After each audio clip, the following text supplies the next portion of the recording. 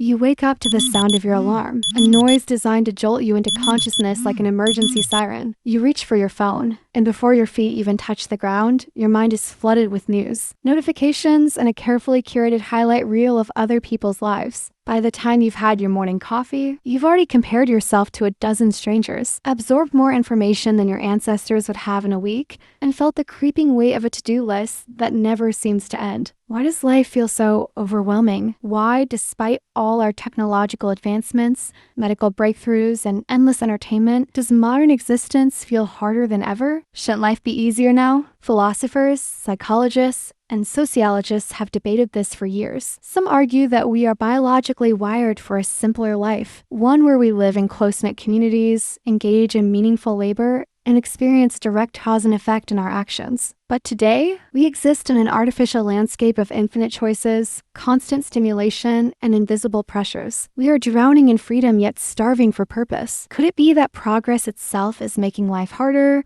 Or is it something deeper? Something about how we perceive meaning, happiness, and struggle in an age where everything is at our fingertips, but nothing ever feels enough. Let's dive into the philosophy behind why modern life feels so exhausting, and whether there's a way out. The modern world is built on the foundation of progress. Every technological advancement, every new economic model, every revolutionary idea is sold to us with the promise that it will make life easier, better, and ultimately happier. And in many ways, that promise has been fulfilled. We don't have to hunt for food. We can communicate across the globe in seconds, and we have access to an endless stream of entertainment and knowledge. But if progress is supposed to make life better, why do so many people feel overwhelmed, anxious, and disconnected? Why does life feel harder, not easier? To understand this paradox, we need to explore the assumptions behind progress and how they have shaped the modern human experience. Let's break down some of the core aspects of modern life where progress has delivered unprecedented convenience, but at what cost? The efficiency trap when convenience turns against us. Efficiency is one of the defining values of modern progress. Every innovation aims to save us time and effort, allowing us to focus on what truly matters. But here's the problem. Instead of using efficiency to create more leisure, we've used it to squeeze even more productivity into our lives. Email and instant messaging were supposed to make communication effortless. Now, we are expected to be available 24/7. Automation was meant to reduce work hours.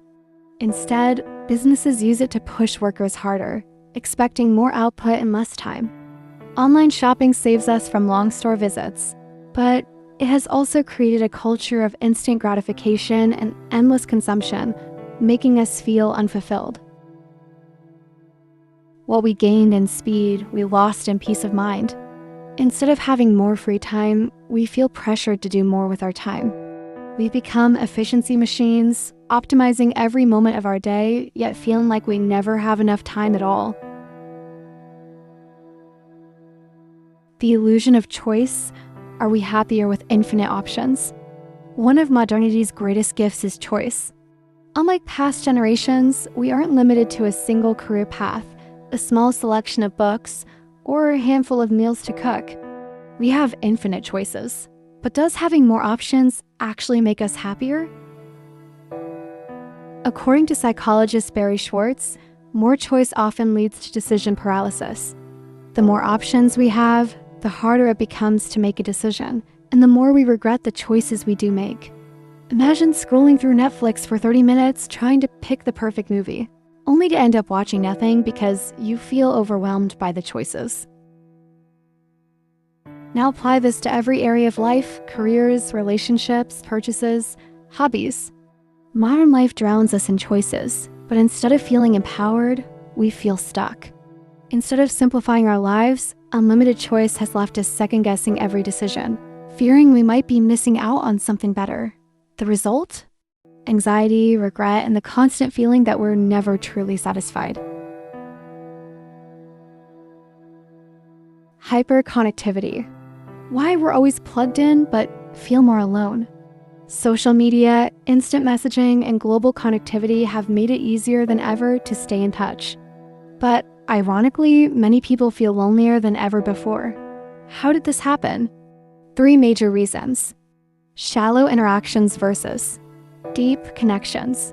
We communicate constantly, but much of it is surface level likes, comments, and emojis instead of deep, meaningful conversations. Comparison culture. Social media creates a distorted reality where everyone appears to be happier, more successful, and more attractive than they really are. This constant comparison fuels feelings of inadequacy and loneliness. The death of real-world community. Many aspects of life that once provided built-in social connections, local communities, religious institutions, family gatherings have faded.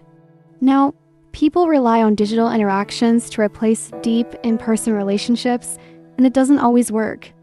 We have more ways to connect than ever before, yet meaningful connection is increasingly rare. Progress gave us global reach, but took away the warmth of genuine human presence. Material abundance, more stuff, less satisfaction. We live in an age of unprecedented abundance. Modern capitalism has made goods cheaper and more accessible, yet studies show that people are not significantly happier than they were decades ago. Why? The hedonic treadmill explains it well. When we acquire something new, a car, a phone, a house, we experience a temporary boost in happiness. But soon we adapt to it and our happiness returns to baseline. The cycle repeats, making us chase more without ever feeling fulfilled. Studies show that after reaching a certain income level, around $75,000 per year in the US, additional money does little to increase happiness. The rise of fast fashion, disposable gadgets, and consumer culture has led to more purchases, but not more meaning. People who prioritize material wealth over personal relationships often report higher levels of anxiety and depression.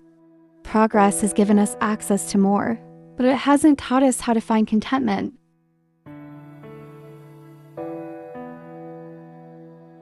The attention economy, why we can't focus anymore. Technology has unlocked limitless information and entertainment. We can learn anything, connect with anyone, and experience the world from our screens. But there's a catch. Our attention has become the most valuable resource, and companies are fighting to keep us distracted. The result? Shorter attention spans, making it harder to focus on deep work or meaningful conversations. Constant dopamine hits from notifications, leading to addiction-like behaviors. Mental exhaustion from processing too much information, leaving little energy for real-life experiences. We were given endless knowledge and entertainment, but at the cost of our ability to be present. Instead of feeling engaged with life, many of us feel overstimulated, burnout, and disconnected. The promise of progress was simple: make life easier and happiness will follow. And in some ways, it has made life better. We live longer, have access to more knowledge, and can communicate across the world effortlessly. But in other ways, modern life has introduced new struggles, ones our ancestors never had to face. The efficiency we gained led to a culture of overwork. The choices we gained led to decision paralysis. The connection we gained led to loneliness. The abundance we gained led to dissatisfaction, and the information we gained led to distraction. Progress is not inherently bad, but it is not inherently good either. It comes with trade-offs, and unless we learn to navigate them, we risk becoming more lost than ever. If technology has granted us nearly infinite convenience, why do so many people feel unfulfilled, anxious, or lost? The truth is, modern life brings a unique set of psychological burdens that previous generations may never have faced. Think about decision fatigue. Every day we make countless choices, from what to wear to what to watch, to how to respond to an endless stream of messages. While having choices is a sign of freedom, studies show that too many options can lead to paralysis and dissatisfaction. In a world where we can customize nearly everything, from our playlists to our personal brands, we end up overanalyzing choices that should be simple. The result? Anxiety, regret, and a constant feeling that we're missing out on something better. Then there's the pressure to optimize. Social media bombards us with images of people who seem to have mastered the perfect morning routine, the ideal diet, or the most productive workflow. It's no longer enough to just wake up and go to work. You need to maximize every hour. Wake up at 5 and meditate, journal, and hit the gym before sunrise. Even relaxation is gamified. Books must be read at 2x speed, workouts need to be tracked, and every hobby should ideally turn into a side hustle. But this endless pursuit of self-improvement can be a trap. The more we try to optimize our lives, the more we become obsessed with the idea that we are never doing enough. There is a subtle but powerful shift happening. Rather than simply living, we are constantly curating an existence that feels productive, successful, and worthy of being shared. The loss of deep connections. Ironically, while we are more connected than ever before, many people report feeling lonelier than ever. The decline of deep, meaningful relationships is one of the great paradoxes of the modern world. In the past, strong community bonds were a central part of life. People relied on neighbors, family, and local communities for emotional support, guidance, and a sense of belonging. Today, much of that has been replaced by digital interactions. We text instead of talk, we scroll instead of engage, and we replace genuine connection with quick dopamine hits from notifications. And yet, research suggests that humans are wired for face-to-face interaction. When we talk in person, our brains release oxytocin, the hormone responsible for bonding and trust. But when conversations happen through screens, that connection weakens. Friendships become shallow, relationships become transactional, and people start to feel like they are drifting through life without true companionship. This lack of real connection contributes to the rise of loneliness, depression, and even physical health problems. Studies have shown that chronic loneliness can be as harmful to health as smoking 15 cigarettes a day. And despite the illusion of endless connectivity, many people struggle with deep emotional isolation. The burden of infinite information. The internet has given us access to more knowledge than any human in history could have dreamed of. We can learn about any subject, watch lectures from the world's greatest minds, and read an infinite stream of information at any time. But instead of feeling enlightened, many people feel overwhelmed. The problem isn't just the volume of information, it's the way it's presented. Our attention is constantly hijacked by sensational headlines, algorithm-driven content, and an endless stream of notifications. The modern world doesn't just provide information, it aggressively competes for our attention. This creates a state of constant distraction, where deep thinking and focus become rare luxuries. This phenomenon is sometimes called information overload. When we are exposed to too much data, our brains struggle to process what is important and what isn't. We end up skimming instead of learning, reacting instead of reflecting. And in a world where attention spans are shrinking, this leads to a crisis of deep thinking. Instead of contemplating big ideas or engaging in meaningful discussions, we become stuck in a cycle of superficial engagement. The paradox of choice and the fear of missing out. A century ago, most people lived relatively predictable lives. They worked in a single profession, had a limited social circle, and followed cultural norms that shaped their identity. Today, we have seemingly infinite choices in careers, relationships, and lifestyles. In theory, this should make us freer than ever, but in practice, it often leads to existential paralysis. The paradox of choice states that while options can be liberating, too many choices can cause anxiety. If you can be anything, live anywhere, and do whatever you want, how do you know you're making the right choice? And what if you make the wrong one? Social media intensifies this problem. We constantly see glimpses of other people's seemingly perfect lives, traveling the world, building startups, living in beautiful homes. This fuels a constant sense of what if? What if you had moved to a different city? What if you had chosen a different career? What if your life could be better? This endless questioning creates a psychological burden. It makes it harder to be content with the present moment because we are always comparing our lives to an infinite number of possibilities. And since social media only shows the highlights, we end up comparing our everyday struggles to someone else's curated version of reality. Are we happier than our ancestors? So, after all this progress, are we actually happier than past generations? Statistically, the answer is complicated. In many ways, life has improved dramatically. We have better healthcare, lower infant mortality rates, and access to knowledge that kings and scholars of the past could only dream of. But at the same time, rates of anxiety, depression, and loneliness have skyrocketed. This suggests that happiness is not just about external conditions, it's about our perception of life. The problem isn't just that the modern world is stressful, it's that our expectations have changed. We expect more from life than ever before, and we are constantly reminded of what we don't have. The past had its hardships, but it also had simplicity. People weren't bombarded with infinite choices, distractions, and the pressure to be constantly optimizing every aspect of life. The final question, is there a way forward? If modernity has made life harder in these ways, what can we do about it? Is there a way to reclaim the benefits of progress without falling into its traps?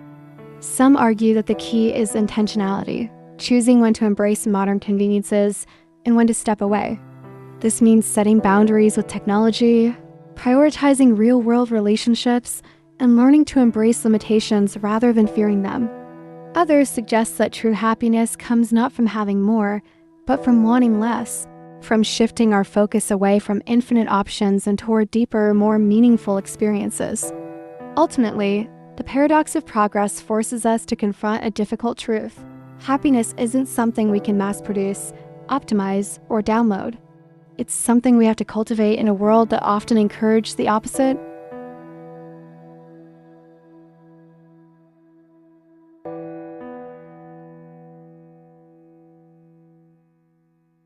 The existential dilemma, freedom or burden.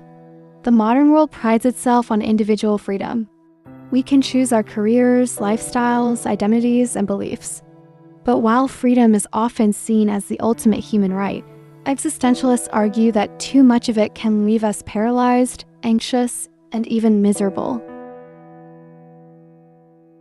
French philosopher Jean-Paul Sartre famously declared that we are condemned to be free. This means that while we are free to shape our lives, this very freedom forces us to take full responsibility for our choices. There is no universal guidebook, no predetermined meaning, no absolute moral order telling us how to live, and for many, this can be terrifying.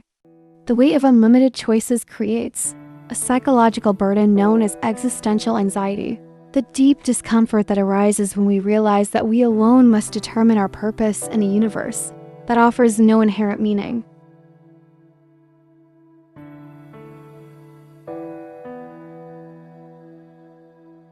Imagine walking into a massive supermarket, aisles stretching endlessly in every direction. At first, it feels exhilarating. You can have anything, any cereal, any drink, any snack. But then you start to feel overwhelmed. What if you choose the wrong thing? What if there's something better? The more you analyze, the harder it becomes to decide. You leave feeling exhausted, maybe even regretful. Welcome to modern life. Modern society encourages personal choice more than ever before. In previous eras, life paths were largely dictated by tradition, family expectations, and societal roles. You were born into a certain class, inherited your parents' trade, followed prescribed religious or cultural norms, and lived with a sense of stability, albeit without much freedom. Today, the script is gone. We are told we can be anything, do anything, and live however we please. While this sounds liberating, it often creates a crisis of indecision. Psychologist Barry Schwartz calls this the paradox of choice, the idea that more options can actually make us less happy.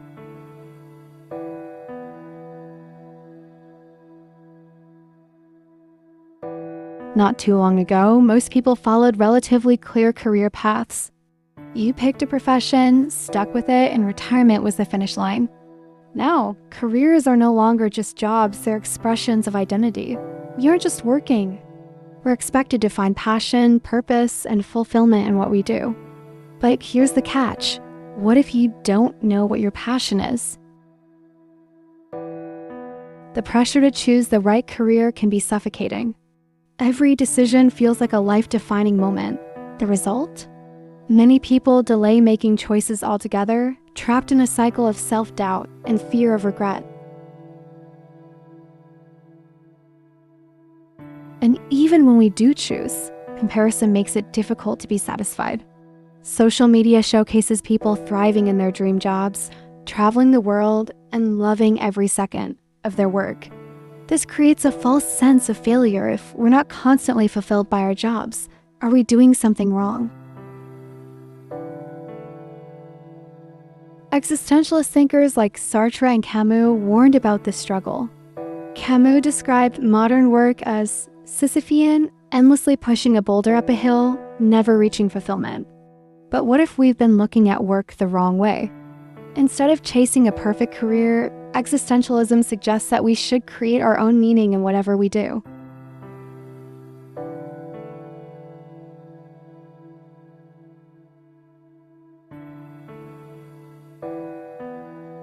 Romance is another area where limitless options create stress. Dating apps offer thousands of potential matches. On the surface, this seems like a great thing, but instead of making love easier, it often makes it more complicated. Dating apps gamify relationships, encouraging endless swiping and the illusion that someone better is always out there. In the past, relationships were about commitment and growth. Now, many people fear settling. What if there's a more attractive, more successful, more interesting partner just one swipe away?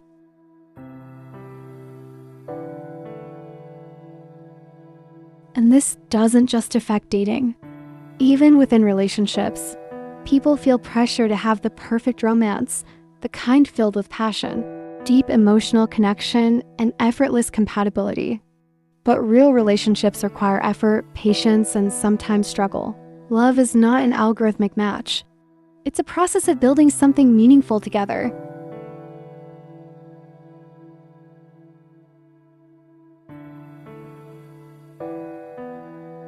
One of the most exhausting aspects of modern life is the pressure to constantly reinvent yourself. Social media pushes the idea that life should be a constant evolution of self-improvement, new hobbies, new skills, new aesthetics. If you're not updating yourself, you're falling behind. But this creates an endless loop. The moment you reach one version of your best self, another standard appears. The expectation isn't just to live, but to curate an identity that is exciting, aspirational, and worthy of admiration. This is exhausting. Thinkers like Nietzsche warned about this cycle. He believed that modern individuals, overwhelmed by choices, often lost sight of what truly mattered. Instead of chasing external validation, he suggested embracing authenticity, choosing paths not because they are trendy, but because they align with our deeper values.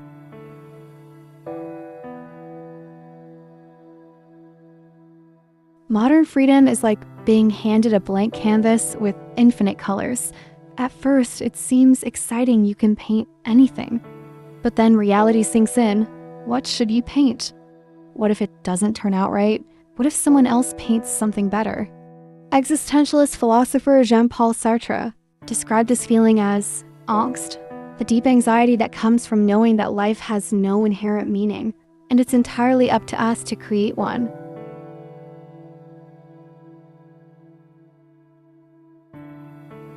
Older generations had clear life scripts. Go to school, get a job, get married, have kids. Today, those scripts are gone.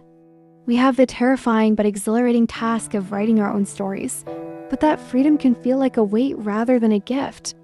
The solution? Existential acceptance. We may never have perfect certainty, and that's okay. The key is to move forward, even in doubt, embracing the messy, imperfect, unpredictable nature of life.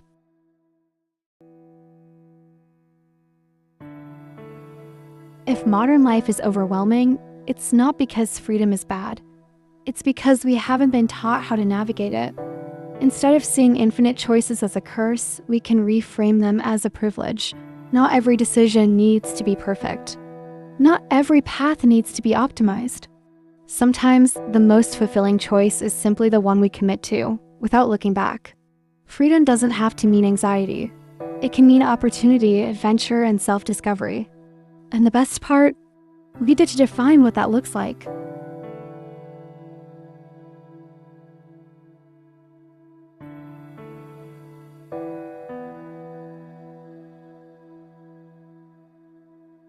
Why more options can lead to less happiness. In a world where every decision feels monumental, we've become obsessed with making the perfect choice. From careers to relationships to daily habits, modern life presents us with infinite options. But instead of feeling liberated, we often feel paralyzed.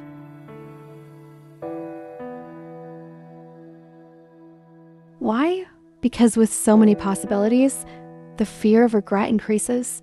What if we pick the wrong career and waste years of our life?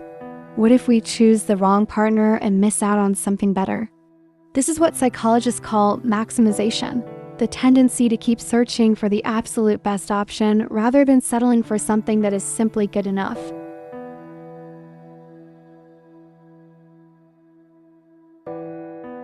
Take job hunting as an example. In the past, people often worked in the same field for decades, gradually building experience and stability. Today, we are told that we can do anything, but that very freedom creates anxiety. If you switch careers, are you advancing or just running from dissatisfaction? If you stay put, are you being loyal to yourself or just scared of change?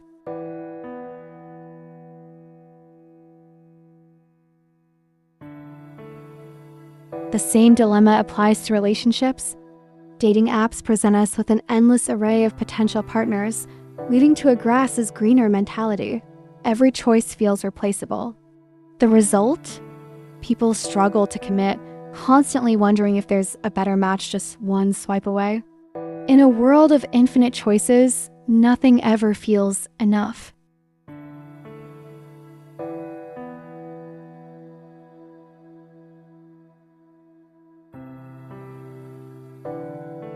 With limitless options also comes the expectation that we should be constantly making the most of them.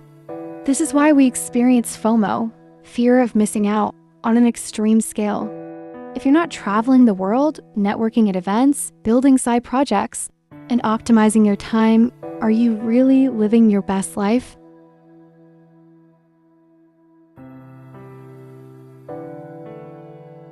This pressure extends to even the most trivial aspects of life. Picking a show to watch on Netflix? You should be watching the best one. Planning a vacation? It better be life-changing. Even social outings are scrutinized. If your weekend wasn't Instagram-worthy, was it wasted? This constant need to optimize every experience turns life into an endless performance. We become so obsessed with making the right choice that we forget to simply enjoy our choices.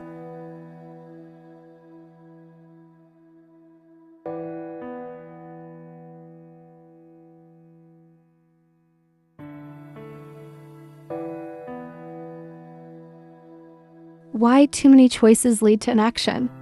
Research shows that having too many options can actually make us less satisfied with our final decision. Psychologist Barry Schwartz, in The Paradox of Choice, argues that while freedom of choice is essential, too much of it creates anxiety and dissatisfaction.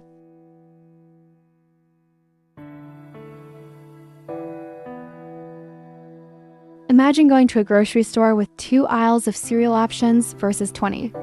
In the smaller store, you pick one and move on. In the larger store, you agonize over the decision, comparing prices, ingredients, and brands. Even after choosing, you wonder if you made the best decision. More options don't make us happier, they make us more doubtful.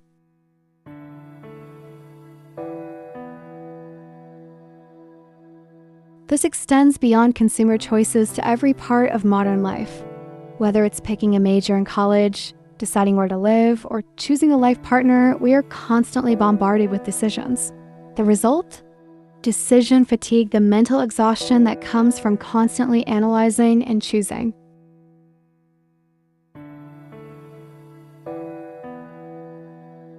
When faced with too many choices, people often default to inaction. Instead of deciding, they delay, procrastinate, or avoid the decision altogether. This is why so many people feel stuck, whether in jobs, relationships, or personal growth. The weight of infinite possibilities becomes paralyzing.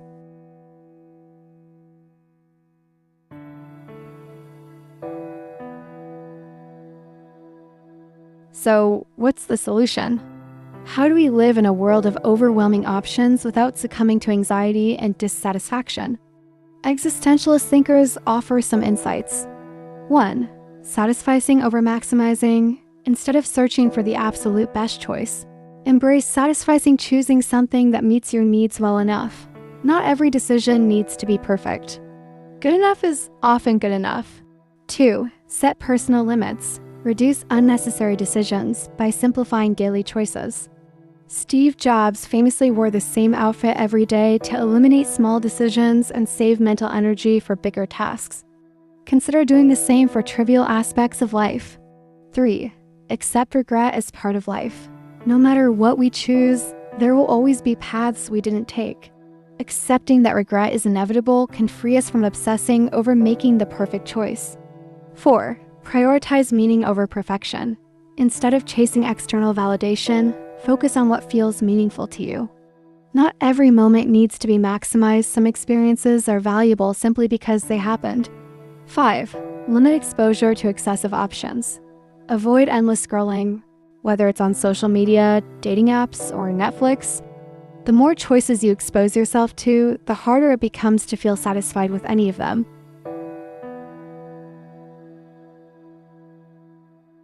Choice is not the enemy, but unstructured, infinite choice can be overwhelming. True freedom doesn't come from having every possible option, it comes from choosing with intention. When we stop treating life as an endless optimization project and start embracing the choices we make, we regain control over our happiness. In the end, meaning is not found in having more options. It is found in making a choice and fully embracing it. Instead of fearing what we might miss, we can find joy in what we have chosen. That is the true power of freedom, not in its endlessness, but in its purpose.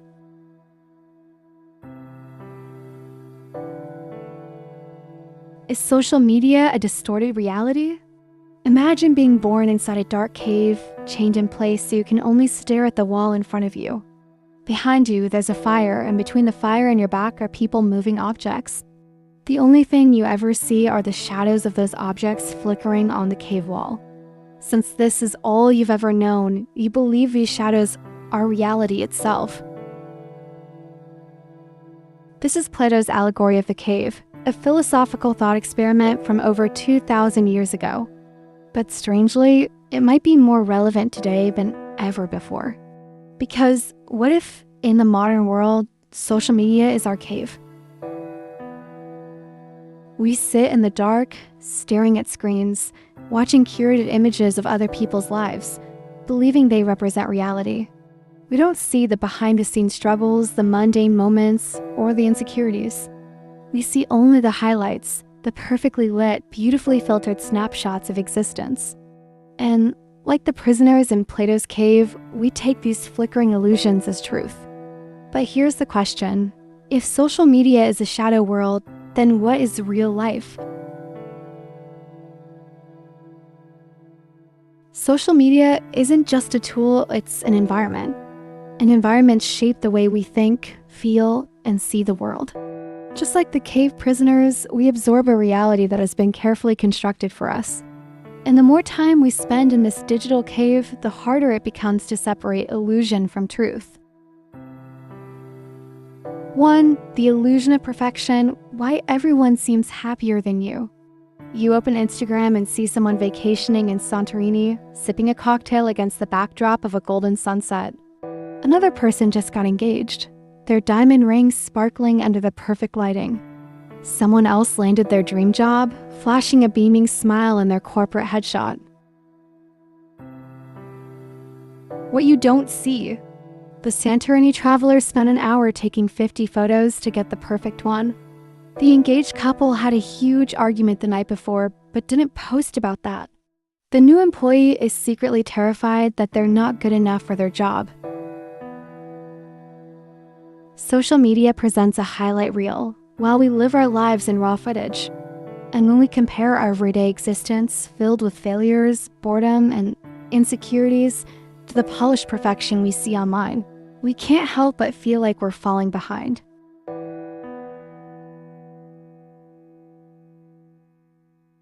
Two, the algorithmic cave. Are we being fed a manufactured reality? Plato's cave prisoners saw only the shadows that were placed in front of them. They had no control over what was projected onto the wall. Now consider your social media feed. Who decides what you see? It's not a reflection of reality, it's an algorithm. And that algorithm doesn't show you life as it truly is. It shows you what will keep you scrolling. Think about it. Why do beauty influencers always seem flawless? Because the algorithm rewards the most aesthetically pleasing content. Why does it seem like everyone is wealthier than you? Because luxury lifestyles get more engagement. Why does drama go viral? Because outrage fuels clicks. You're not just consuming content, you're being fed a reality designed to manipulate your emotions, keep you engaged, and make you feel like something is missing in your life.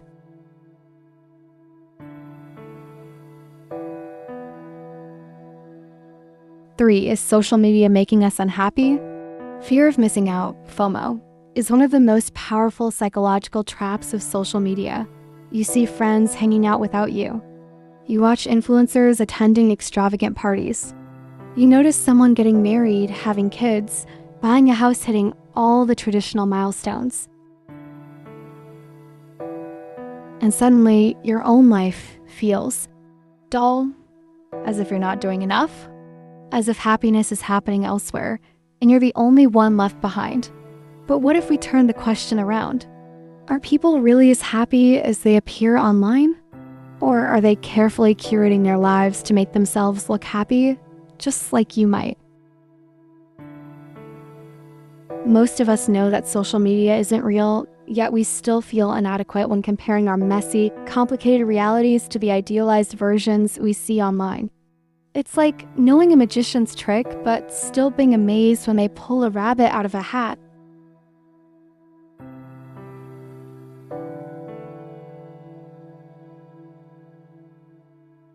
So, if social media is a distorted reality, what's the way out? Plato's answer was simple: turn around and walk toward the light. In other words, seek the truth, even if it's uncomfortable. 1. Practice digital skepticism. The first step is questioning what you see. Next time you feel jealous of someone's seemingly perfect life, remind yourself, this is a curated performance, not reality.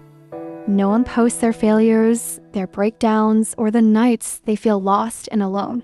Social media is an illusion. 2. Reduce the time spent in the cave. The more time you spend consuming content, the deeper you stay in the illusion. Consider setting limits. Unfollow accounts that make you feel bad about yourself. Take regular breaks from social media. Spend more time engaging in real-world experiences rather than virtual ones. 3. Shift from comparison to creation. Instead of passively scrolling and feeling envious of others, focus on your own journey. Create, explore, build something meaningful. The moment you engage with life on your own terms, the shadows on the cave wall become less important. 4. Seek real-life connections. A conversation over coffee will always be more fulfilling than 100 likes on a post. True happiness isn't found in a perfectly edited Instagram story, it's found in genuine relationships, experiences, and moments of presence. Reality is messy, and that's okay. If we could step outside the digital cave, what would we see? We'd see people who are struggling just like us. We'd see that life isn't just golden sunsets and vacation photos, it's also self-doubt, setbacks, and ordinary days, and that's okay.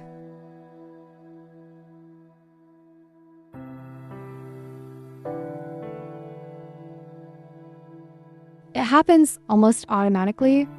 You open your phone, scroll through social media, and within seconds, you're bombarded with images of success, beauty, wealth, and adventure. A friend just bought a new car. Someone from high school is vacationing in the Maldives. Another acquaintance just got promoted. Meanwhile, you're sitting in your room in the same place, living the same life. Suddenly, what you have feels like less. But why? This feeling isn't new. It's something philosophers have grappled with for centuries. One of the most well-known thinkers on this topic, Arthur Schopenhauer, argued that humans are naturally wired to feel pain from what we lack, but rarely feel joy from what we have. And in the age of social media, this effect is amplified to an extreme degree. Schopenhauer was a deeply pessimistic philosopher who believed that suffering is an unavoidable part of life. At the core of his philosophy is the idea that human beings are driven by endless desires, and as soon as one desire is fulfilled, another one takes its place. The problem? We feel acute pain when we don't have what we want, but when we do finally get it, the happiness is short-lived. According to Schopenhauer, envy arises because we evaluate our happiness relative to others rather than appreciating what we have. He wrote, "We feel pain from what we lack, but not joy from what we have." This is why someone can have a perfectly comfortable life, good health, stable income, supportive friends, but still feel miserable when they see someone else seemingly doing better. The problem is not that we lack things that bring happiness. The problem is that we constantly compare ourselves to those who have more.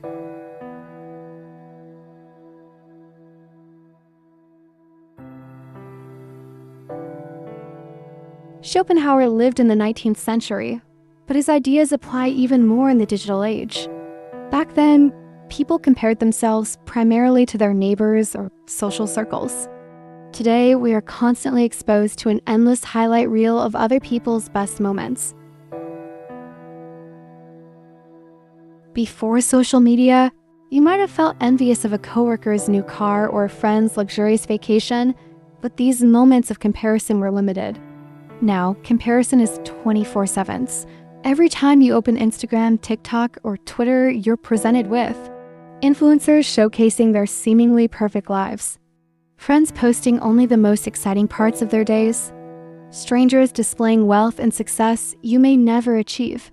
It's not that these people's lives are necessarily better than yours, but because you see only their best moments, you assume that their entire existence is better than yours.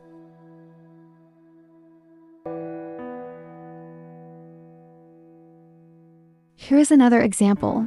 Imagine you're sitting at home after a long day of work, eating takeout, watching TV. You check Instagram and see a friend posting pictures from a tropical beach, drink in hand, watching the sunset. Instantly, you feel like you're missing out. But here's what you don't see: the stressful work they had to do to afford that trip, the airport delays, lost luggage, or moments of boredom. The fact that after the vacation, they will return to normal life, just like you. You compare their highlight to your routine reality, forgetting that everyone has mundane and difficult moments that simply don't make it onto social media.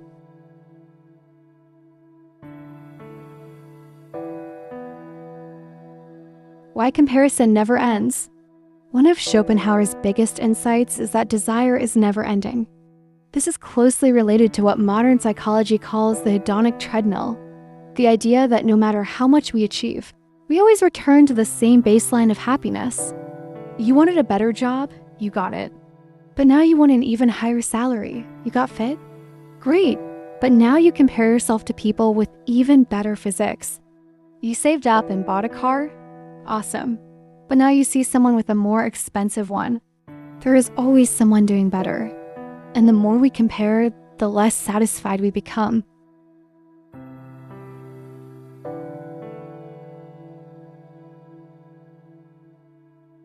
So, if social comparison is making us miserable, what can we do about it? Here are some practical takeaways based on both Schopenhauer's philosophy and modern psychology. 1. Practice gratitude. Schopenhauer believed that instead of focusing on what we lack, we should remind ourselves of what we already have. Studies in psychology show that practicing gratitude rewires the brain to focus on the positive. Try this. Every day, write down 3 things you're grateful for. Over time, this shifts your mindset from "I'm missing out" to "I already have so much." 2. Limit social media consumption. If social media is the biggest amplifier of comparison, reducing its use can drastically improve mental well-being. Consider setting time limits or taking regular breaks. Instead of mindlessly scrolling, use that time for hobbies, reading, or real-life conversations. 3. Focus on your own journey. It's easy to get lost in what others are doing, but their journey has nothing to do with yours. Ask yourself, what do I actually want? Instead of chasing what looks good on social media, define success and happiness on your own terms. 4. Realize that no one's life is perfect. Even the most glamorous influencers and celebrities have struggles and insecurities. The happiest looking couple might be arguing behind closed doors. The rich entrepreneur might be battling depression. The seemingly perfect model might feel deeply insecure. No one has a life free of challenges. 5. Turn envy into inspiration. Instead of feeling bitter about someone else's success, ask yourself, what can I learn from them? If someone has something you want, study how they got there. Did they work hard, take risks, develop skills? Use comparison as a tool for motivation rather than misery.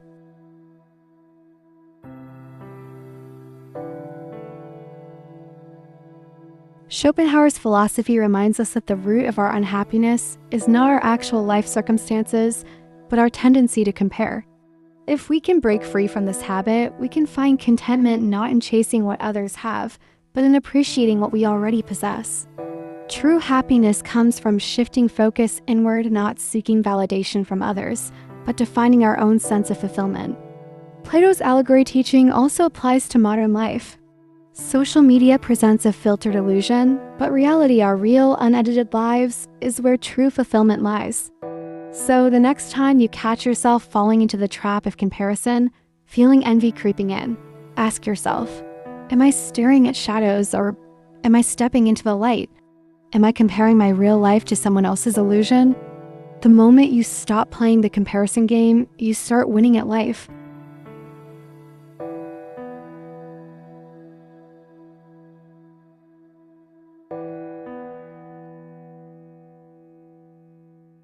Aristotle once called humans political animals, meaning that we are inherently social beings.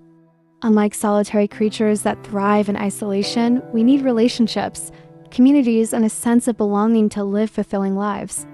He argued that happiness is only possible within a well-functioning society, where individuals support and interact with one another.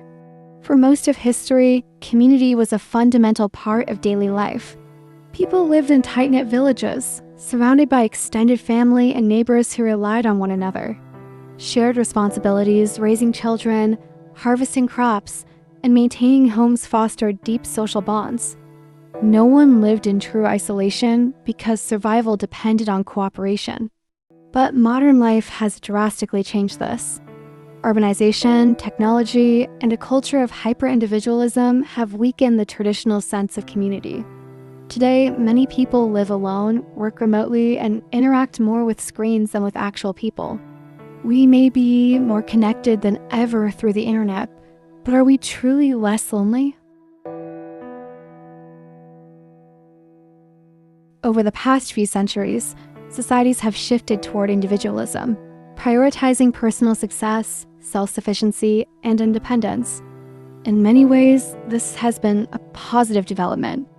People have more freedom to pursue their dreams, define their own identities, and make choices that align with their personal values. However, this increased focus on self-reliance has also led to a decline in strong communal ties.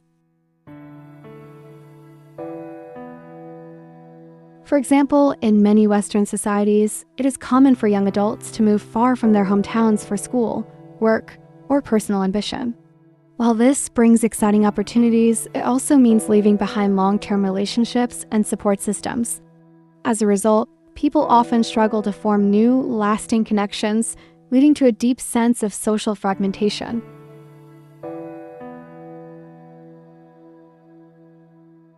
Furthermore, the modern economy encourages competition over cooperation.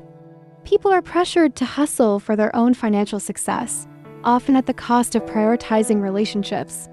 Workaholism and the gig economy have made meaningful social interaction feel like a luxury rather than a necessity.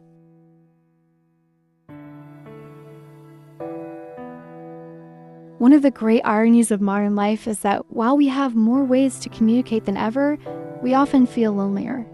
Social media, texting, and video calls create an illusion of connection, but they cannot fully replace face-to-face interactions and deep conversations.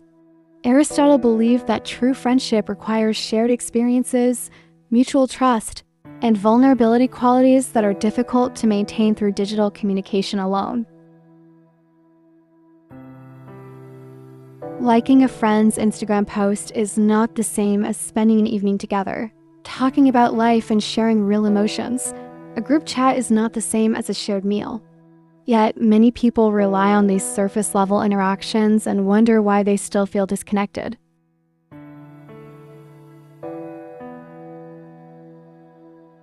Studies show that loneliness is on the rise, particularly among younger generations. In a world where socializing is often confined to scrolling through curated images and text-based conversations, many people lack the deep, meaningful connections that Aristotle considered essential for a fulfilling life.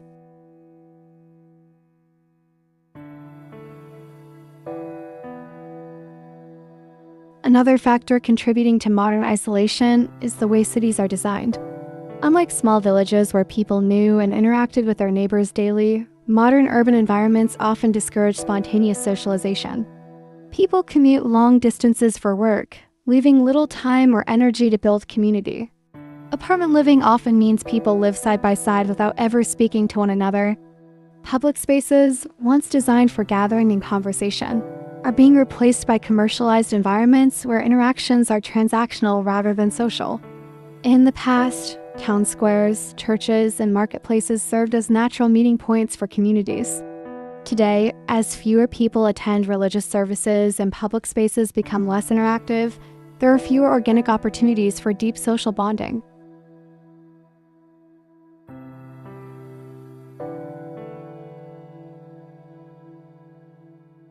Can we rebuild community in the modern world?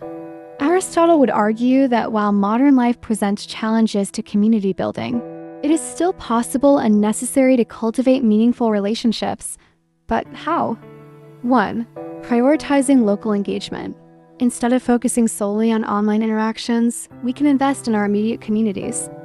Joining local clubs, attending neighborhood events, and supporting small businesses can help foster real-world connections. 2. Redefining success beyond individual achievement. If we measure success solely by career status or personal wealth, we risk neglecting the social aspect of life. Aristotle believed that happiness comes from a balance of personal and communal well-being. Prioritizing relationships is just as important as professional goals. 3. Creating intentional social rituals. In the past, weekly gatherings, communal meals, and local traditions kept people connected. Reintroducing these practices, such as hosting regular dinners with friends or forming discussion groups, can bring back a sense of community.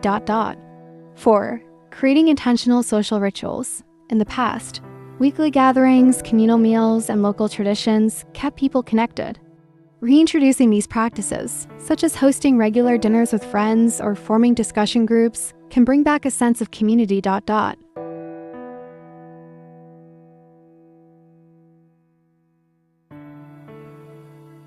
Are we replacing real connection with digital loneliness? We live in the most connected era in human history. With just a few taps, we can reach anyone across the globe, share our thoughts instantly, and maintain social networks larger than our ancestors could have imagined. And yet, studies show that loneliness is at an all-time high. How did we get here? On the surface, social media seems to bring us closer together. Platforms like Instagram, Twitter, and Facebook allow us to stay updated on each other's lives. Messaging apps keep conversations going indefinitely. Video calls erase distances. But for all the convenience of digital interactions, many people feel more isolated than ever. This is the paradox. We have more friends than ever before, but we've never felt more alone.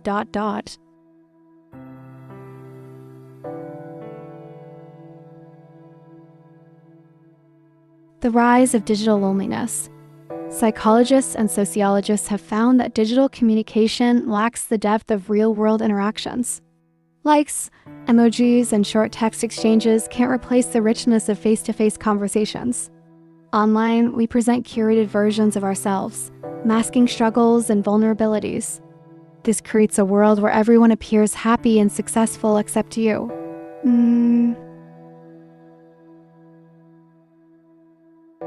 Social media creates an illusion of connection. It gives the impression of being socially engaged without actually fulfilling our deep human need for bonding. Messaging is not the same as meaningful conversation. A lol or aha in a chat doesn't hold the same weight as laughter shared in person. More time online often means less time spent building relationships. The hours we spend scrolling could be used for deep conversations or shared experiences.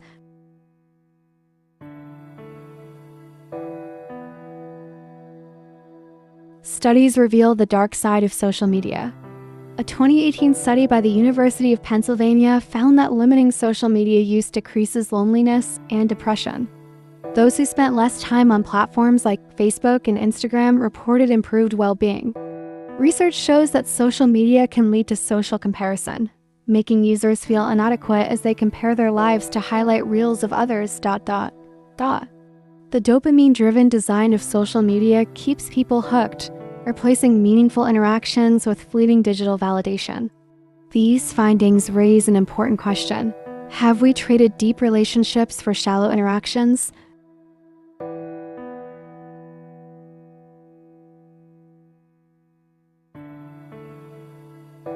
When people interact online, they often feel like they're part of a community. But these digital communities, while comforting, don't always translate to real-world support. You may have thousands of followers or group chats buzzing with activity, but when you're struggling, who's really there for you? Real relationships require effort, time, and emotional investment. They thrive on unfiltered conversations, shared moments, and vulnerability, things that social media often discourages.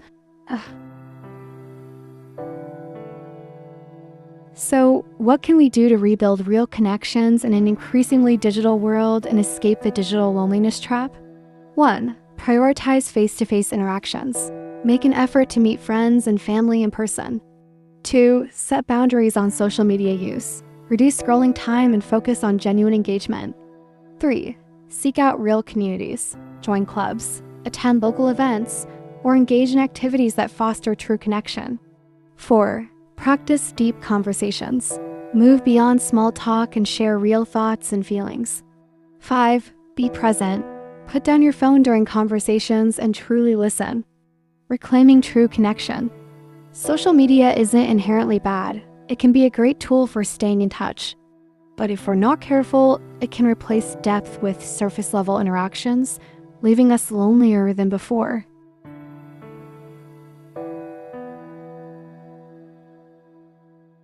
The challenge is to use digital communication wisely as a bridge, not a substitute for real connection. If we can find balance, we might just reclaim the deep, fulfilling relationships that humans have always needed to thrive. Aristotle's belief remains as relevant today as it was in ancient Greece. While modern life has made it easier to be independent, it has also made it harder to truly connect. If we want to thrive, we must consciously rebuild the sense of community that has been lost. Technology and urbanization do not have to lead to isolation. If we make an effort to nurture relationships, engage with our local communities, and prioritize genuine human connection, we can overcome the loneliness of the modern world and find the fulfillment that Aristotle believed was essential to a good life.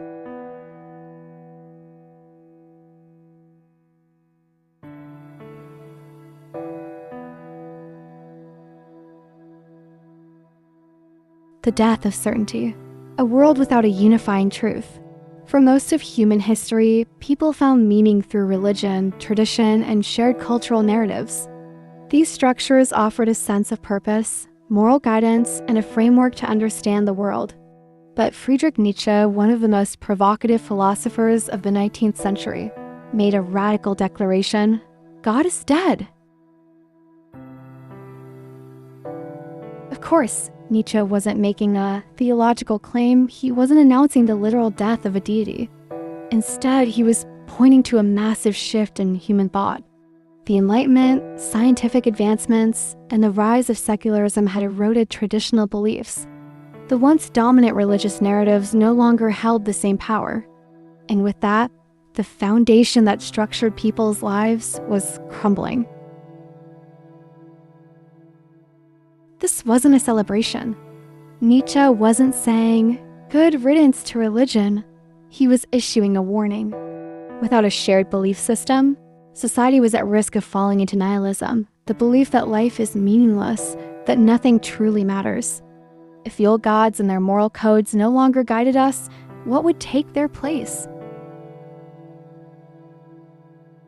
Now, fast forward to the modern world.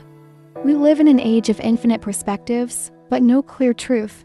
The internet has given us access to limitless information, but instead of clarity, we often find confusion. Unlike past generations, who operated within fixed belief systems, today's individuals are bombarded with conflicting ideologies, worldviews, and moral frameworks. The result? A growing sense of existential uncertainty.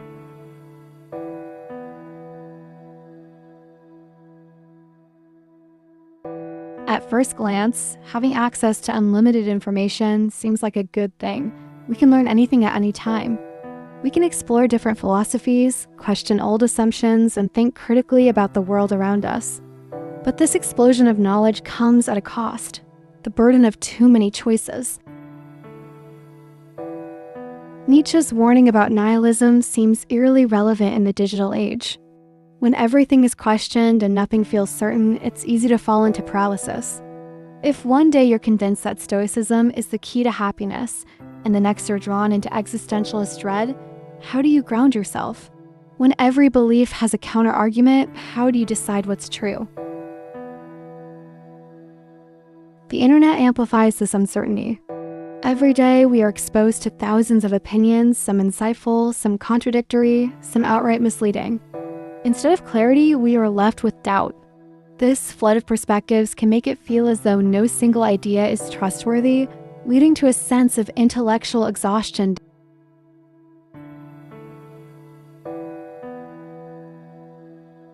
In Nietzsche's time, the decline of religious belief left people searching for new sources of meaning. Some turned to nationalism, others to art, philosophy, or personal ambition. But today, the sheer abundance of choices makes this search even harder. The more options we have, the more overwhelming it becomes to choose.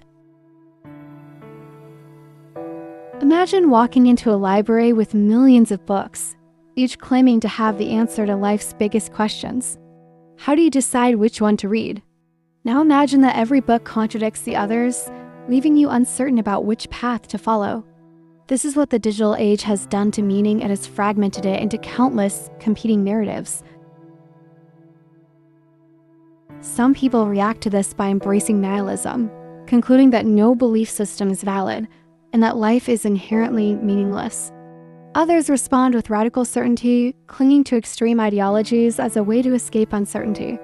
And some simply tune out, overwhelmed by the noise of competing ideas.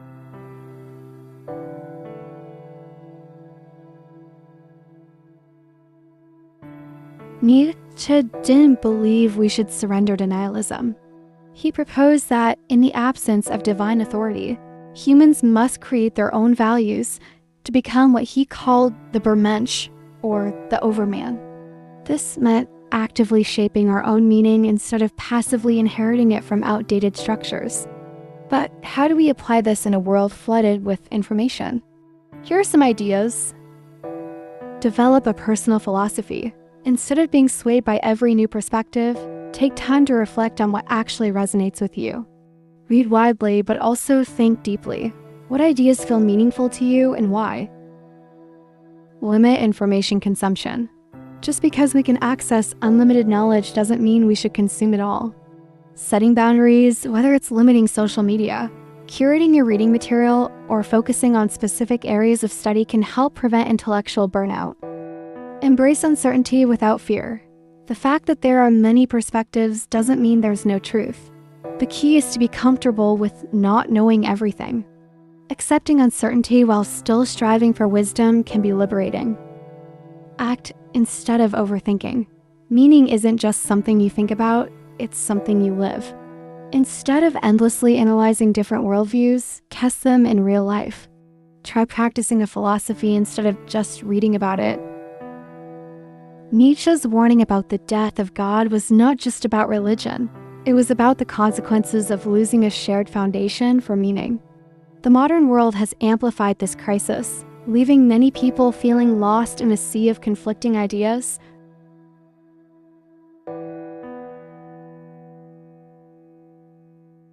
We live in an era of infinite information. At any given moment, we can access thousands of books, millions of articles, and an endless stream of videos and social media posts. The world's knowledge is at our fingertips, yet paradoxically, we may be thinking less clearly than ever before. Philosophers have long emphasized the importance of deep reflection. Socrates famously declared, "The unexamined life is not worth living." But in a time when we're constantly bombarded with new ideas, updates, and arguments, do we even have the space to examine our own thoughts? Is it possible that an excess of information is making us intellectually paralyzed rather than enlightened?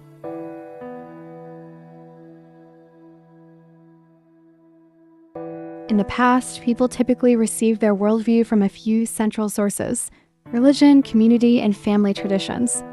While this had its own limitations, it provided a structured foundation for understanding the world. Today, the internet has shattered that structure. Instead of a single guiding philosophy, we now have access to an overwhelming variety of beliefs, opinions, and contradictory ideas. For example, someone researching morality might stumble upon Nietzsche's rejection of absolute ethics, Kant's moral imperative, Buddhist non-attachment, and utilitarian arguments, all within the span of a few hours. While exposure to diverse viewpoints is valuable, too much information can lead to analysis paralysis, a state where, instead of forming our own beliefs, we feel stuck between competing ideologies. This phenomenon is amplified by social media, where every major issue is debated relentlessly. People encounter countless perspectives on ethics, politics, and philosophy, often presented with such confidence and urgency that it feels impossible to take a stance without being wrong in some way.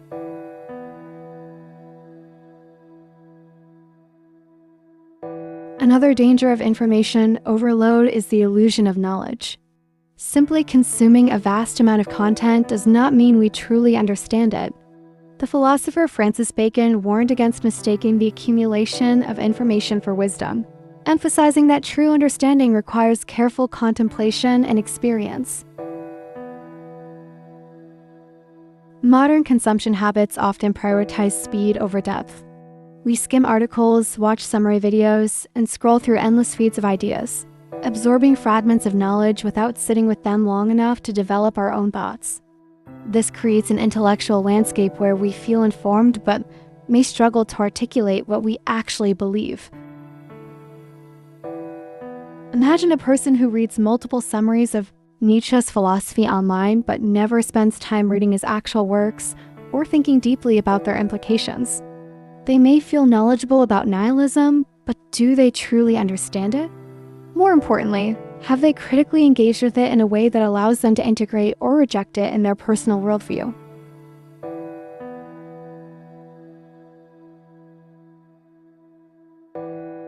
Social media, a battle for our attention. Social media platforms are designed to maximize engagement, not deep reflection. The constant influx of hot takes, viral opinions, and algorithmically curated content creates an environment where we react more than we think. For instance, consider how philosophical discussions play out on social media. Complex ideas are reduced to bite-sized slogans or Twitter debates, where the goal is not to seek truth, but to win arguments in the shortest amount of time possible. This dynamic discourages careful reasoning and encourages ideological echo chambers. Moreover, the sheer volume of information makes it easy to become passive consumers rather than active thinkers. Instead of forming original perspectives, we might find ourselves endlessly resharing opinions, assuming they must be correct because they were written with authority or came from a reputable source.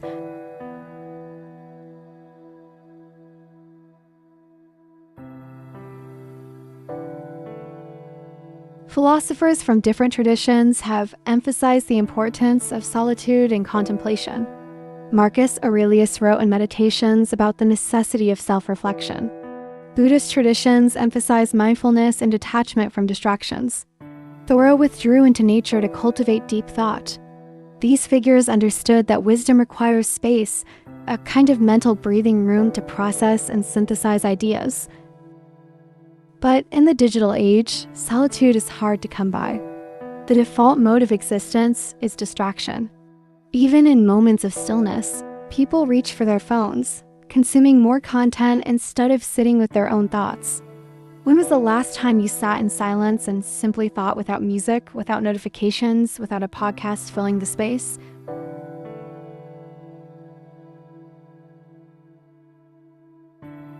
So, if too much information is clouding our ability to think clearly, how can we regain intellectual clarity? Here are some strategies. Slow down your consumption. Instead of rushing through multiple sources, choose a single idea or book to engage with deeply. Take notes, question the arguments, and reflect before moving on. Prioritize depth over breadth. Reading one philosophical book slowly and carefully is more valuable than skimming 10. Quality of understanding matters more than quantity of exposure. Practice mental filtering. Not all information is equally valuable. Learn to distinguish between meaningful insights and surface-level noise. Ask, does this idea genuinely enrich my understanding? Embrace solitude, make time for undistracted thinking. Journaling, walking without a phone, or meditating can help process information rather than just collecting it. Engage in real dialogue. Discussing ideas with others in a meaningful way beyond social media debates can sharpen our understanding. Face-to-face conversations or long-form writing allow for deeper engagement. Develop your own philosophy. Instead of endlessly jumping between ideologies, take time to construct your own worldview. What principles resonate with you? What values do you want to live by?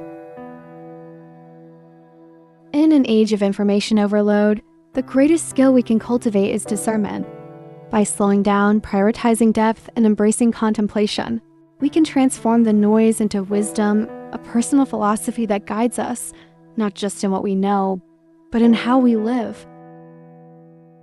Next time you're drowning in info, remember, you're not a search engine, you're a human. Take a breath, close some tabs, and give your brain the gift of thinking, not just scrolling. Because in the end, it's not about how much you know. It's about how deeply you understand. And that's something no algorithm can give you.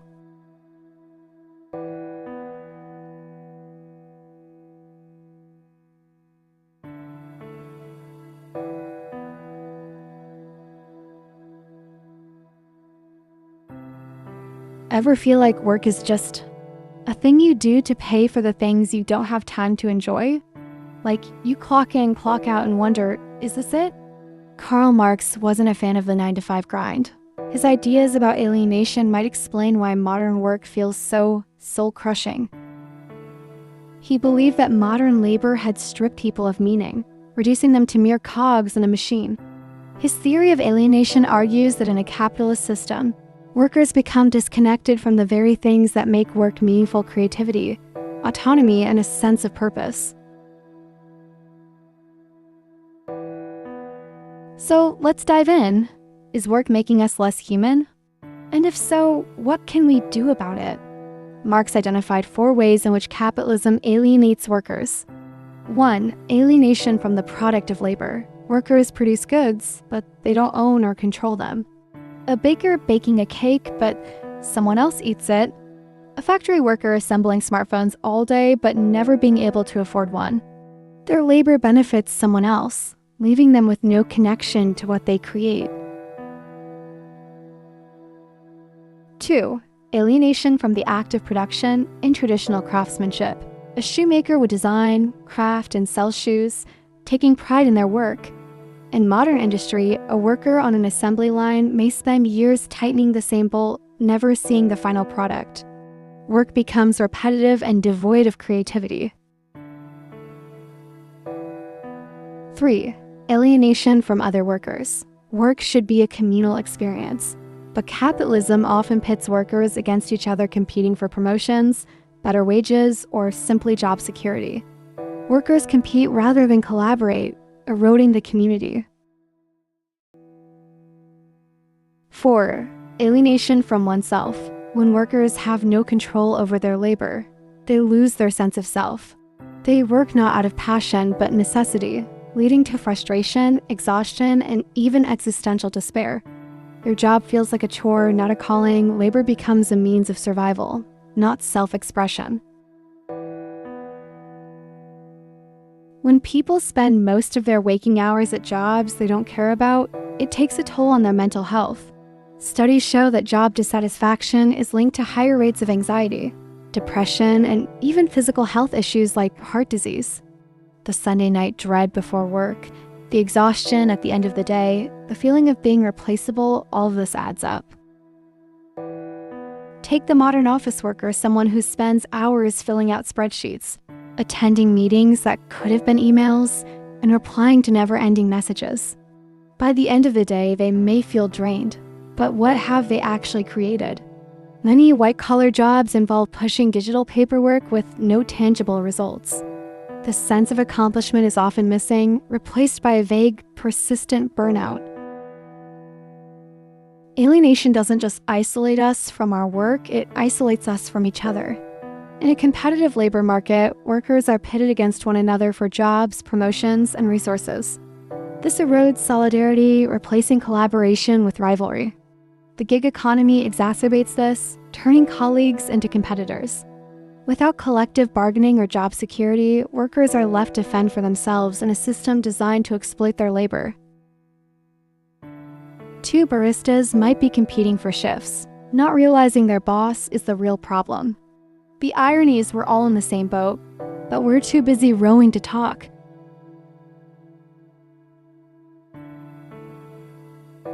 Most people don't work because they love their jobs, they work because they have to. Rent, bills, groceries, medical expenses work has become a means of survival rather than a source of fulfillment. Many jobs today lack meaning beyond financial necessity. A customer service representative might spend 8 hours a day answering complaints without ever feeling like they're making a difference. A food delivery driver might work 12-hour shifts just to break even, constantly on the move but never progressing in life. Gig economy workers, freelancers, and even salaried professionals often feel like they're trapped in a cycle where they work just to afford the basics, with little room for personal or creative fulfillment. The pandemic made this reality even clearer. Many essential workers, from warehouse employees to nurses, were celebrated as heroes but continued to work under grueling conditions for low pay. The praise did not translate into better wages, benefits, or working conditions. The system continued as before, only now the cracks were visible to everyone. Marx argued that under capitalism, work becomes a means of survival rather than a source of fulfillment. Wages are often set at the bare minimum needed to sustain life, trapping workers in a cycle of labor and consumption. This survival trap is especially evident in the modern economy. Rising costs of living, stagnant wages, and precarious employment mean that many people work not to thrive, but simply to avoid falling behind. The reality of you're not working to live, you're living to work. Marx called this the reserve army of labor, a pool of workers kept desperate enough to accept low wages. Sounds familiar, right? Are we working less but feeling worse? Ironically, despite technological advancements, which should have made work easier, many people feel more exhausted than ever. Marx envisioned a future where automation and technological progress would reduce the need for human labor. allowing people more free time to pursue intellectual, artistic, and social interests. Yet, instead of working less, people now feel pressured to work more, answering emails at night, staying available 24/7, and monetizing hobbies to survive. In previous generations, a single income was often enough to support a family. Today, many people work multiple jobs just to afford basic living expenses. Wages have stagnated, while the cost of living has skyrocketed. The American dream of owning a home and retiring comfortably feels increasingly out of reach for younger generations. One response to traditional alienating work has been the rise of the gig economy. Freelancing, ride-sharing, and independent contracting. The promise? Be your own boss, work your own hours, and escape the corporate grind. The reality? A new kind of alienation. Gig workers have no job security, no benefits, and often work longer hours for less stability. A food delivery driver may technically be independent, but they are still at the mercy of an algorithm that dictates their income. The flexibility is appealing, but the trade-off is unpredictability and exhaustion. Marx's critique of alienation feels eerily relevant today. In the gig economy, workers are often reduced to algorithms delivery drivers racing against the clock, freelancers hustling for the next paycheck. Even in white-collar jobs, the pressure to optimize productivity can strip work of its humanity, turning employees into human resources rather than individuals. The rise of automation and AI further complicates this. While technology promises efficiency, it also risks deepening alienation by replacing creative tasks with mechanical ones. The question isn't just whether we're working, it's whether we're becoming more machine-like in the process. A barista who loves latte art but spends all day pressing buttons on a machine, driving for Uber? You're not a person, you're a rating. Staring at spreadsheets? Congrats, you're a glorified calculator. The more we optimize work, the less human it feels. Marx saw this coming, he just didn't predict the espresso machines.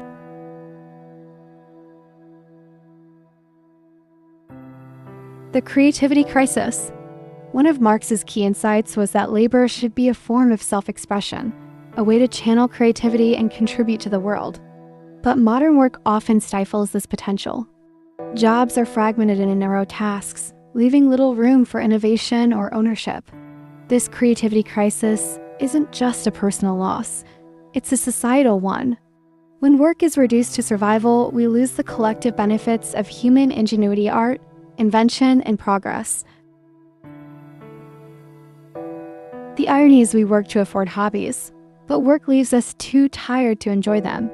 Capitalism turned your passion project into a side hustle you're too burned out to start.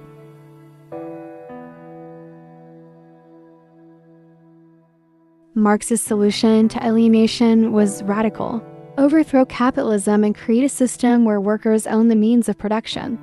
While this remains controversial, his critique sparks important questions about how we can make work more meaningful.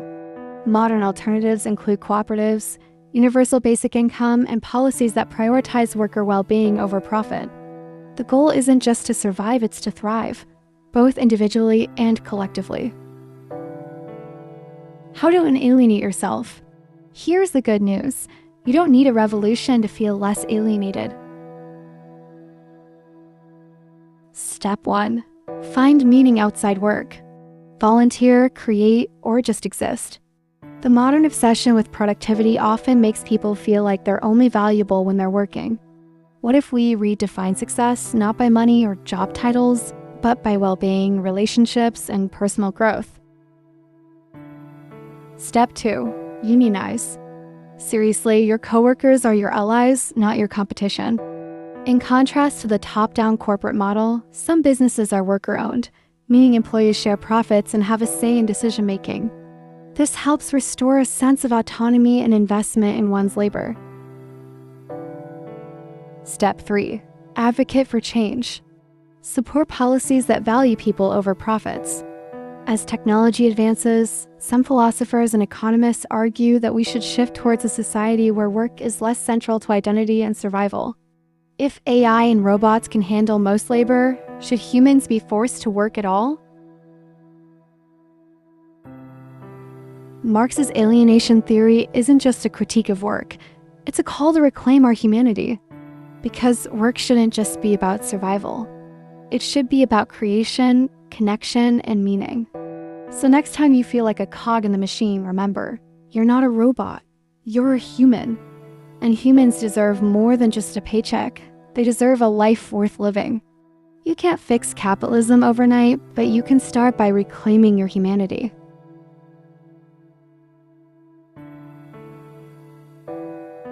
Ever feel like your value as a human is measured in to-do lists?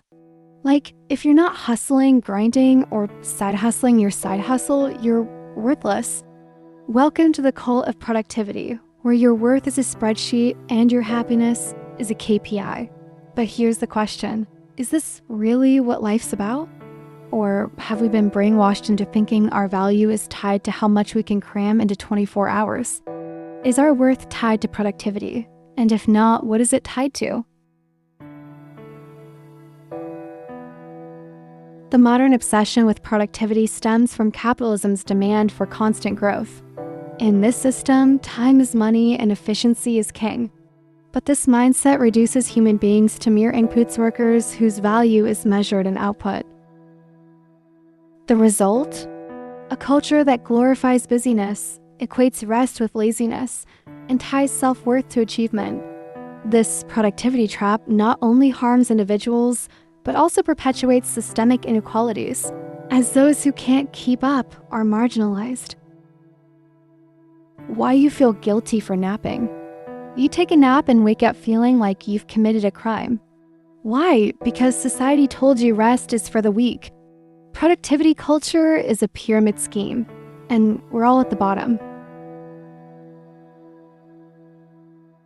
The idea that productivity equals worth isn't new. The Protestant work ethic, popularized in the 16th century, framed hard work as a moral virtue and idleness as a sin. This ideology laid the groundwork for modern capitalism, where success is seen as a sign of divine favor. Industrialization further cemented this mindset, turning workers into cogs in a machine. Today, the rise of gig work and digital labor has only intensified the pressure to produce, as workers compete in a global, always-on economy. The OG hustlers believed hard work got you into heaven. Now we hustle for likes, promotions, and that sweet, sweet validation. A freelancer working 80-hour weeks because hustle culture said so, but heaven's not a leaderboard and neither is life.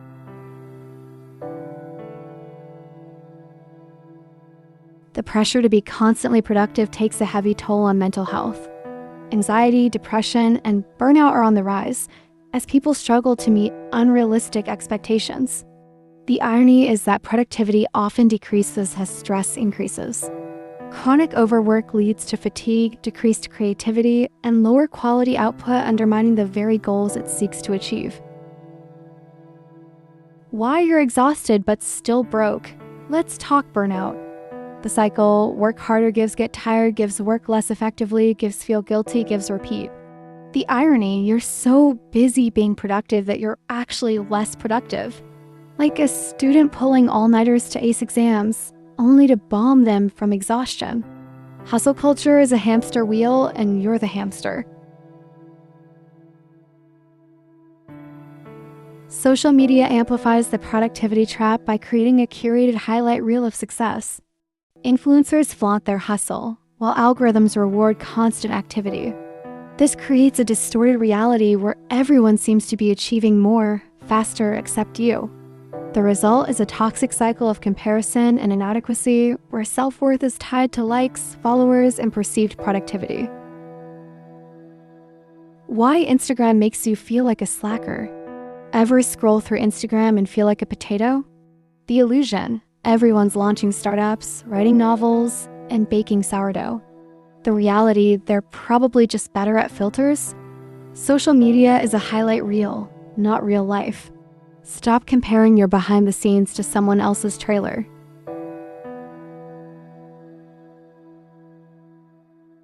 Rest is not laziness, it's a biological necessity.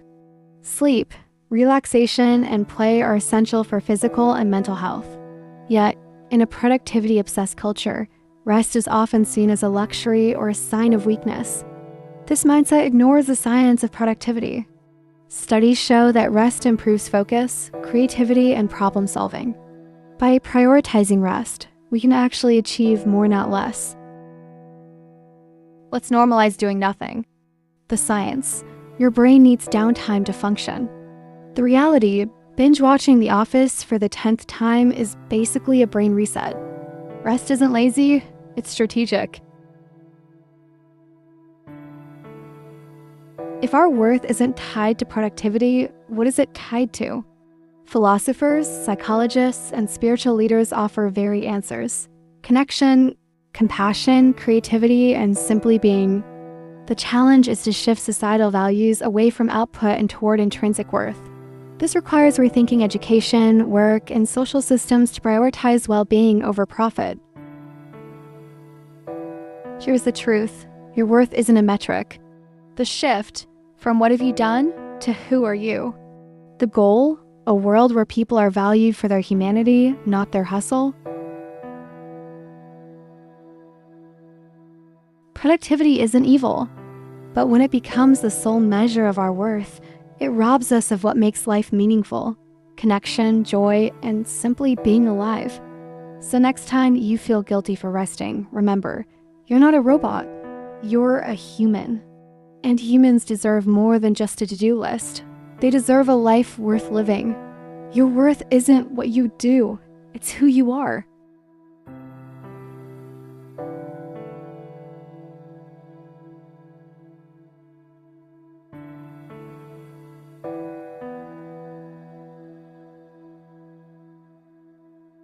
Why do two people experience the same event so differently? One person loses their job and falls into despair, while another sees it as an opportunity for a fresh start. One person faces criticism and feels crushed, while another shrugs it off and moves forward. The difference isn't in the event itself, it's in how they interpret it.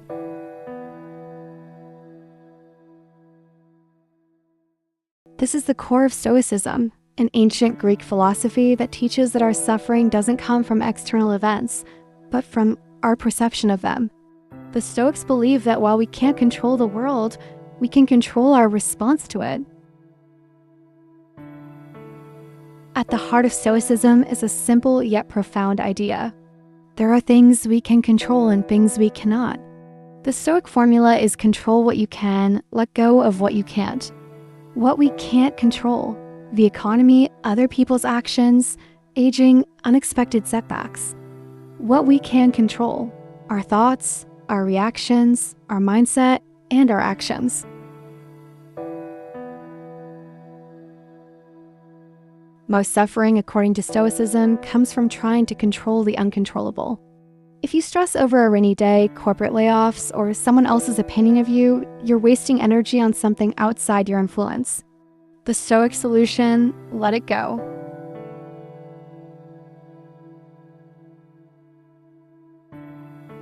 Imagine you're stuck in traffic.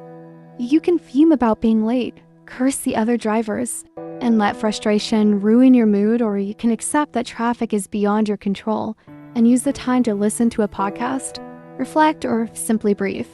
The situation hasn't changed, but your experience of it has.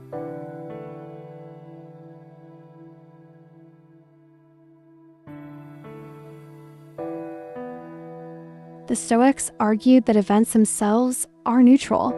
It's our interpretation that determines whether they are good or bad. Example: a breakup can feel like a devastating loss. Or a new beginning, failing an exam can feel like proof of incompetence. Or a chance to learn and improve. Losing a job can feel like personal failure, or the push needed to pursue something better.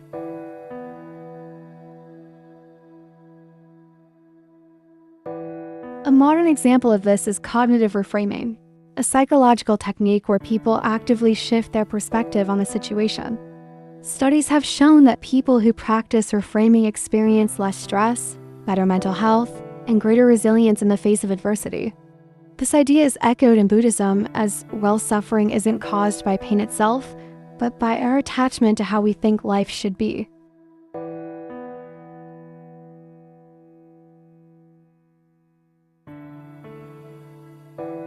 Modern life teaches us that happiness comes from external achievements, money, success, admiration. But the Stoics argued that these things are fragile and fleeting. Money can be lost. Fame can fade. Health can decline. If our happiness is based on things outside our control, we're setting ourselves up for constant anxiety. The Stoic solution? Detach from external outcomes and focus on inner peace. A simple experiment: try going a day without complaining.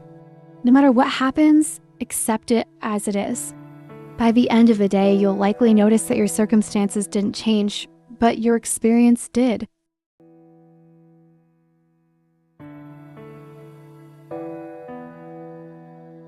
Practice negative visualization. Imagine losing something you take for granted: your health, your home, a loved one. This isn't meant to cause fear, but gratitude. If you appreciate what you have now, you'll suffer less if you ever lose it. Detach from the outcome. Focus on the effort, not the result. If you do your best in a job interview but don't get hired, it's not failure, it's just something outside your control.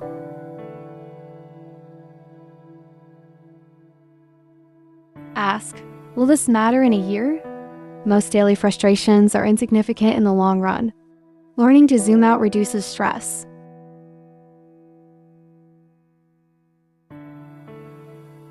Use the Stoic pause. Before reacting emotionally, pause. Ask yourself, is this worth my energy?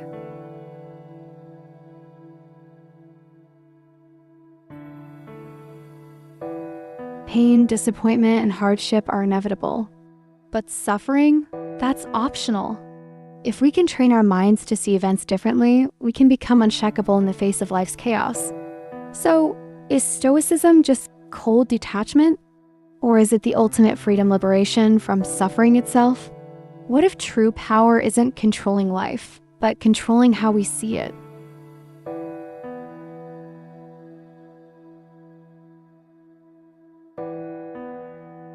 Imagine you're craving the latest smartphone. You save up, buy it, and for a while it feels amazing. But soon a newer model comes out and suddenly your once exciting phone feels outdated. You want more. This cycle, wanting, getting, and then wanting again, is exactly what Buddhism identifies as the root of human suffering. According to the Four Noble Truths, Buddha taught that 1, life is suffering. 2, suffering comes from desire, our constant craving for pleasure, status, or control. 3, there is a way to end suffering by letting go of attachment. 4, the Eightfold Path leads to liberation through mindfulness, ethical living, and wisdom. But is it really possible to escape suffering by simply changing our expectations?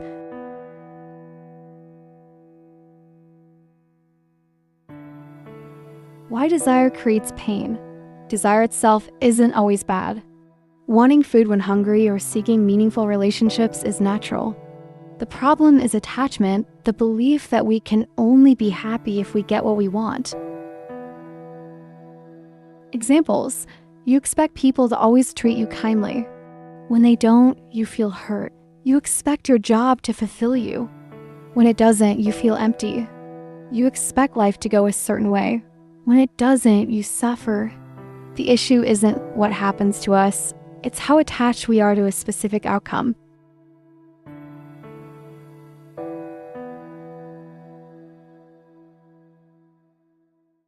So, how do we break free from this cycle of suffering? Buddhism suggests 2 key practices. Mindfulness, observing your thoughts and emotions without attachment. Instead of being overwhelmed by stress, simply notice, stress is arising. Instead of reacting to anger, pause and observe it.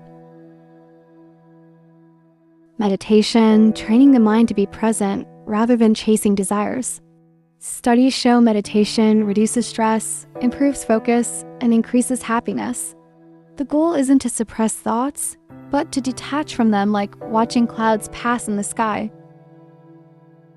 By letting go of the need for things to be different, you instantly reduce suffering. Much of our suffering comes from trying to control the uncontrollable other people, the future, the past. But what if we simply accepted things as they are? A famous Buddhist analogy is the second arrow. The first arrow is pain something bad happens, losing a job, failing a test.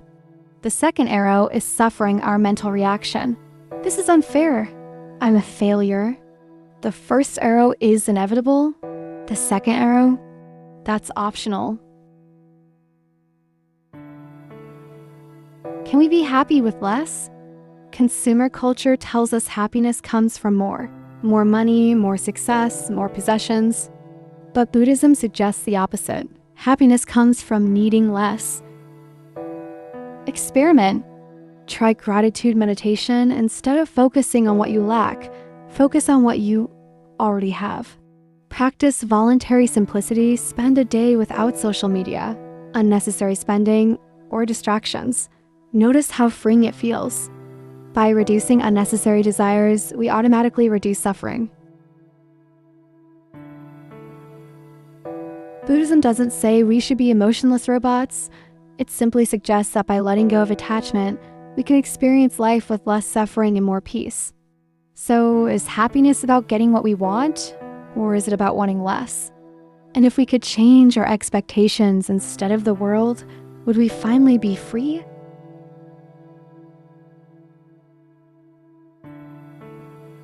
Technology has always been a double-edged sword. It has given us incredible advancements, medical breakthroughs, instant global communication, and automation that makes life easier. But it has also brought new challenges: job displacement, social isolation, and an overwhelming flood of information. So, will technology liberate us from meaningless work and suffering? Or will it make us even more disconnected and lost?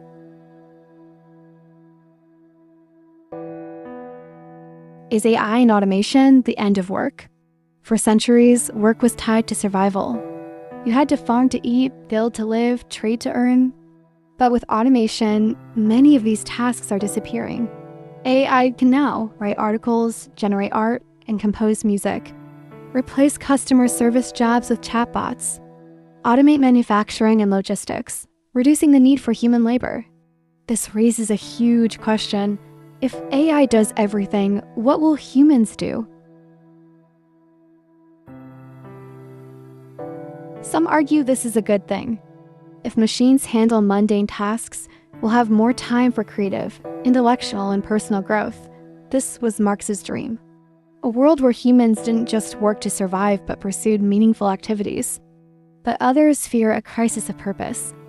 If your job defines your identity, what happens when AI takes over? Many workers in history fought for shorter hours and better conditions. Now, people voluntarily overwork because in modern society, productivity equals self-worth. The isolation of the digital age. While technology connects us digitally, it often disconnects us socially. Smartphones and social media, instead of talking to the person next to us, we scroll through endless feeds. Remote work, fewer in-person interactions mean less community bonding. VR and the metaverse, will we eventually live more in digital worlds than the real one? Ironically, despite having more ways to communicate, people feel lonelier than ever.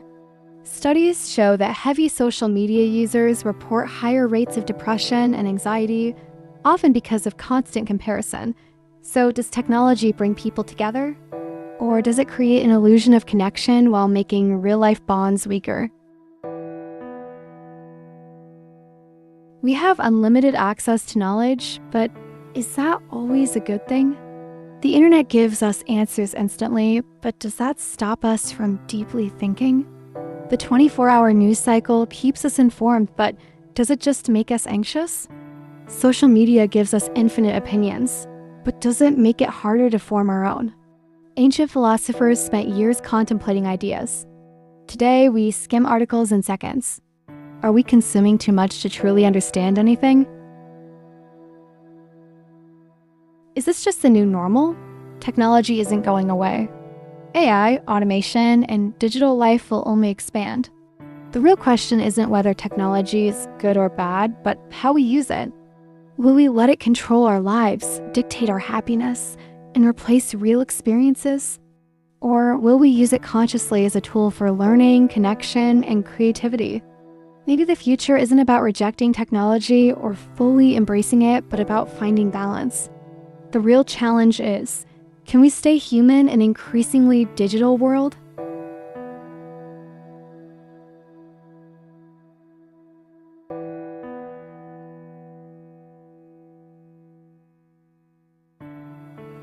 After exploring all these ideas, philosophy, psychology, technology, and social structures, it becomes clear that modern life is full of contradictions.